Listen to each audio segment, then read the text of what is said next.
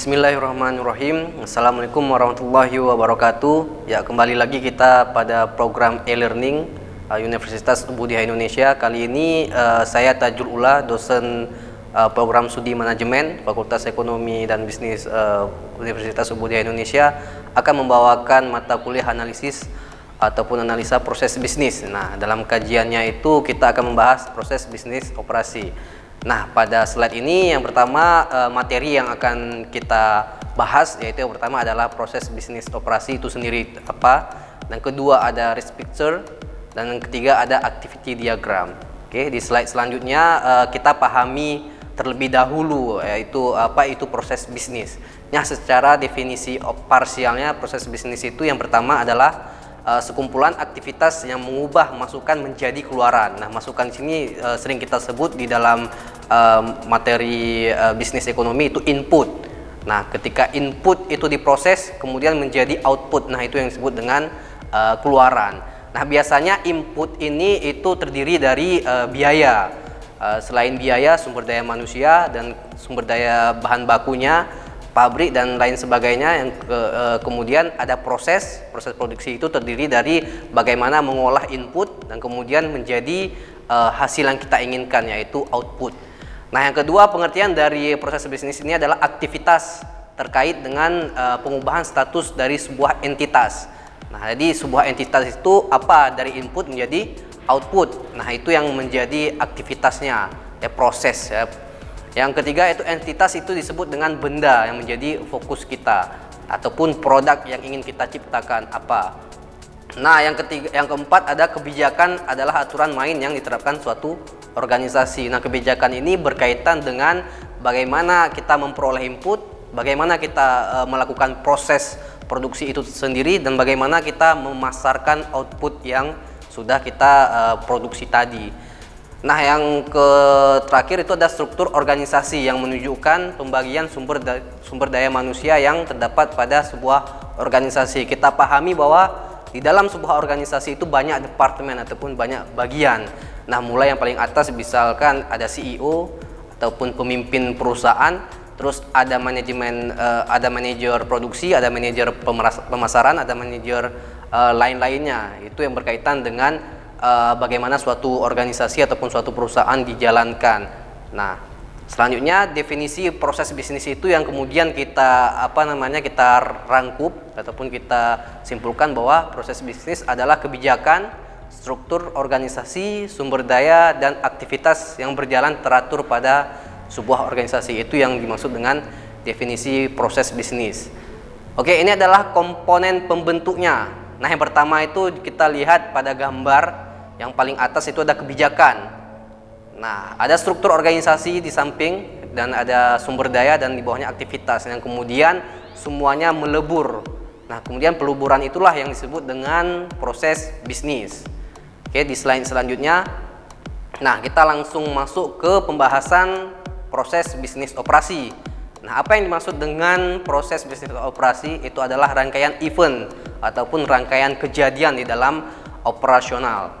Nah, ini melibatkan manusia, peralatan, unit organisasi, kebijakan, dan prosedur. Nah, biasanya ini berkaitan dengan penyediaan barang dan jasa.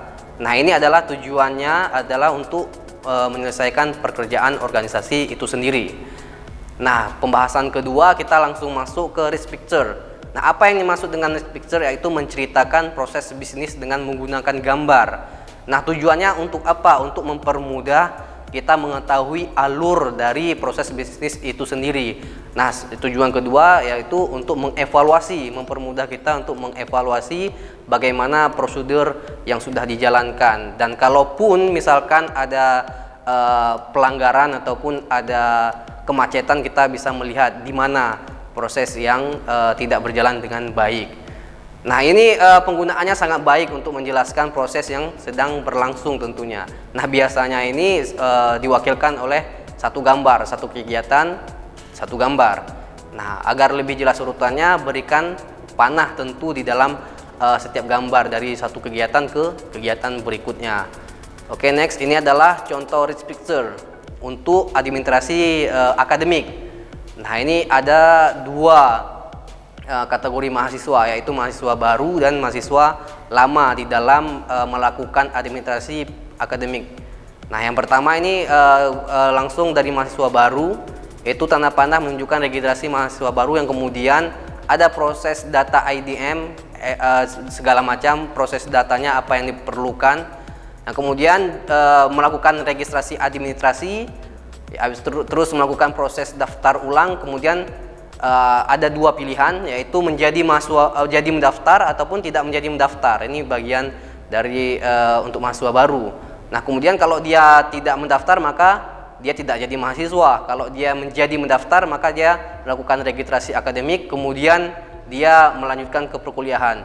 Nah, sedangkan mahasiswa lama ini bisa ke penilaian dan evaluasi untuk semester selanjutnya, apakah drop out atau dia lanjut ke perkuliahan. Nah, misalkan kalau dia drop out maka dia putus kuliahnya dan selanjutnya dia akan melakukan percetakan dokumen resmi penunjang untuk mungkin pindah kuliah atau bagaimana. Nah, kalau lulus dia akan mendapatkan ijazah dan dia bisa menggunakan titelnya di kampus tersebut.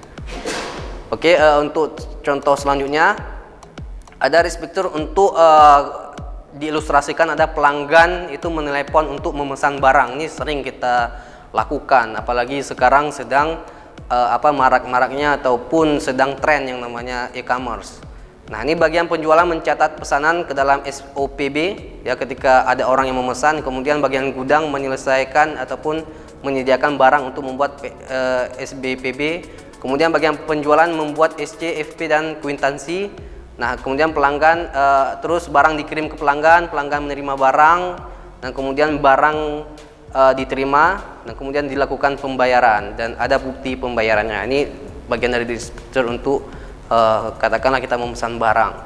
Oke, lanjut siklus produksi hingga konsumsi barang ini mungkin agak rumit penjelasan gambarnya ya. Ini adalah siklus produksi hingga barang tersebut bisa diterima oleh kita sebagai konsumen. Nah, ini contoh untuk yang pertama kita lihat gambar ada kepala outlet, yaitu melakukan pengecekan untuk stok produk. Nah, kemudian dia melakukan pemesanan produk ke pabrik. Nah, itu ada gambar pabriknya itu diilustrasikan. Kemudian ada supplier. Supplier ini contohnya adalah untuk mencatat pesanan dari pabrik. Nah, ada invoice order pemesanan. Yang kemudian dari pabrik ini kemudian mengecek apakah bahan bakunya ada, kemudian melakukan pemesanan terhadap bahan baku untuk memproduksi barang yang ingin dipesan. Nah, kemudian dari ini ada sebuah proses, kita lanjut kita ringkas saja proses produksi. Kemudian dari proses produksi itu ada delivery order, melakukan distribusi produk ke outlet dan kemudian outlet menerima dan sampailah barang tersebut ke kita customer. Oke, ini ada contoh untuk proses sablon ya. Kita memperbanyak contoh untuk mempermudahkan kita memahami bagaimana risk picture itu sendiri. Nah, ini ada portrait, ada foto dimasukkan ke scanner terus di editing ataupun foto itu tersebut dari kamera. Nah, kemudian di printing. Nah, kemudian ada proses-proses selanjutnya. Apakah proses itu dijadikan berbagai macam produk ya? Ada seperti untuk sablon piring, sablon gelas dan sablon baju dan pernak-pernik lainnya. Oke, kita lanjut. Nah, ini adalah untuk contoh risk picture untuk publish data. Nah, ini kita awali dari atas.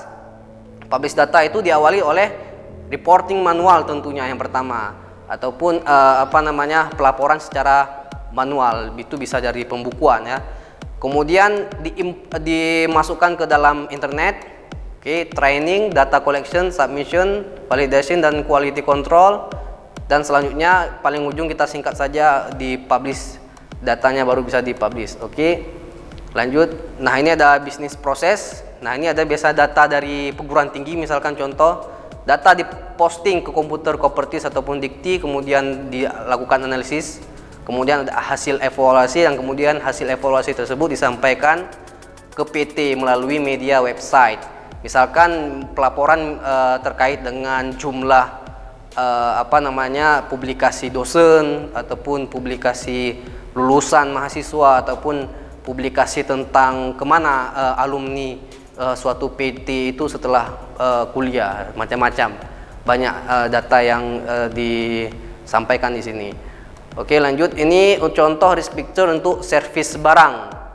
Nah, yang pertama kita dari samping kiri layar itu ada customer itu bawa barang untuk diservis.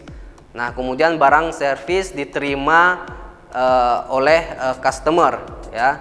Customer kemudian yang panah merah itu customer mengambil barang servis setelah membawa di kasir. Nah, kemudian lanjut dari customer, sebelumnya gambar, kita masih menjelaskan gambar. Ini setelah diterima customer, servis barang diserahkan ke engineer untuk dicek kerusakannya. Nah, kemudian setelah di panah merah itu, setelah dicek engineer, barang diserahkan customer service untuk dikabari customer bahwa setelah selesai diperbaiki.